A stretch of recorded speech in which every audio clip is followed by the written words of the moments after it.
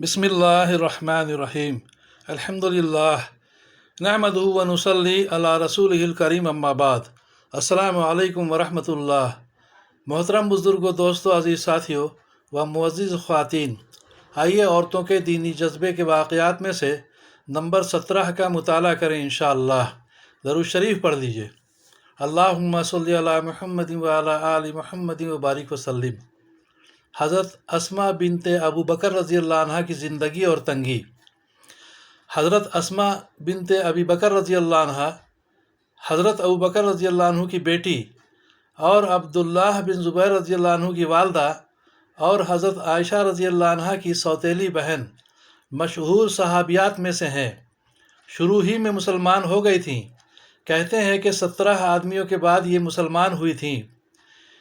हिजरत से 27 साल पहले पैदा हुई और जब हुजूर अक़दस सल्लल्लाहु अलैहि वसल्लम और हज़रत अबू बकर रज़ियल्लाहु अन्हु हिजरत के बाद मदीना तैयबा पहुँच गए तो हज़रत ज़ैद रज़ियल्लाहु अन्हु वग़ैरह को भेजा कि उन दोनों हज़रात के अहलो अयाल को ले आएँ। उनके साथ ही हज़रत अस्मा रज़ियल्लाहु अन्हा भी चली आईं। जब कुबा में पहुँची तो अब्दुल्लाह बिन ज़ुबैर रज़ियल्लाहु अन्हु पैदा हुए और हिजरत के बाद सबसे पहली पैदाइश उनकी हुई। उस ज़माने की आम गुर्बत, तंगदस्ती, फ़क़्र व फ़ाक़ा मशहूर व मारूफ़ है और इसके साथ ही उस ज़माने की हिम्मत, जफ़ाकशी, बहादुरी, जुरात ज़रबुल मिस्र है। बुखारी में हज़रत अस्मा रज़ियल्लाहु अन्हा का तर्ज़ ज़िंदगी ख़ुद उनकी ज़बान से नक़ल किया है। फरमाती हैं कि जब मेरा निकाह ज़ुबैर रज़ियल्लाहु अन्हु से हुआ तो उनके पास न माल था न जायदाद और न कोई खादिम काम करने वाला, न कोई और चीज़। एक ऊँट पानी लाद कर लाने वाला और एक घोड़ा। मैं ही ऊँट के लिए घास वग़ैरह लाती थी और खजूर की गुठलियाँ कूट कर दाने के तौर पर खिलाती थी। खुद मैं पानी भर कर लाती और पानी का डोल फट जाता तो उसको आप ही सीती थी और ख़ुद ही घोड़े की सारी खिदमत, घास दाना वग़ैरह करती थी और घर का सारा कारोबार भी अंजाम देती थी। मगर उन सब कामों में घोड़े की खबरगिरी और ख़िदमत मेरे लिए ज़्यादा मशक्क़त की चीज़ थी। रोटी अलबत्ता मुझे अच्छी तरह पकाना नहीं आती थी तो मैं आटा गूँध कर अपने पड़ोस की अंसार औरतों के यहाँ ले जाती।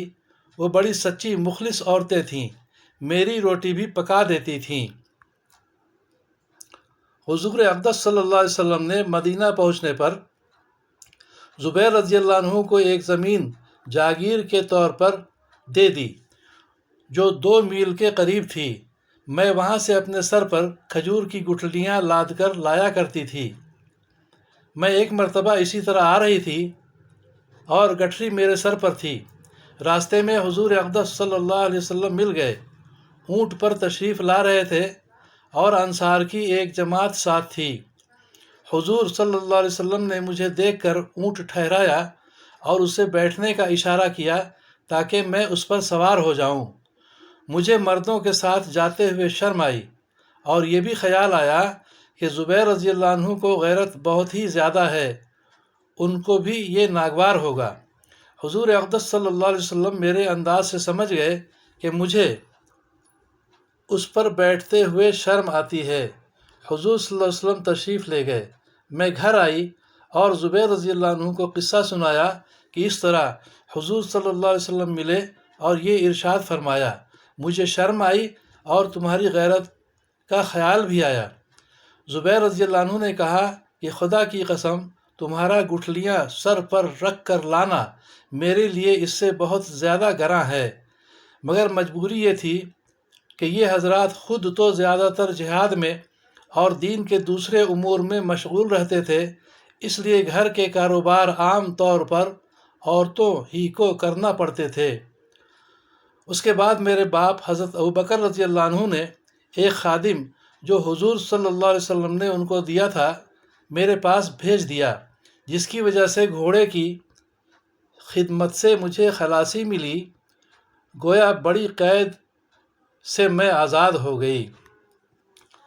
फ़ायदा: عرب کا دستور پہلے بھی تھا اور اب بھی ہے کہ کھجور کی گٹھلیاں کوٹ کر یا چکی میں دل کر پھر پانی میں بھگو کر جانوروں کو دانے کے طور پر کھلاتے ہیں۔